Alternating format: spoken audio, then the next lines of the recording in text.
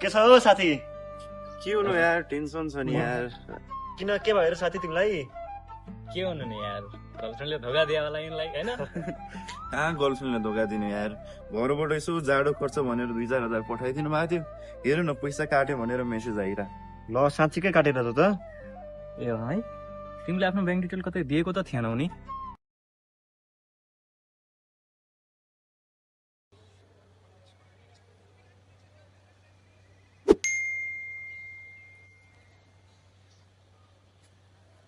तपाईको mobile number lucky ड्रमा परेको हुनाले कृपया आफ्नो ब्याङ्कको डिटेल्सहरू पठाइदिनु हुन विनम्र अनुरोध गर्दछु।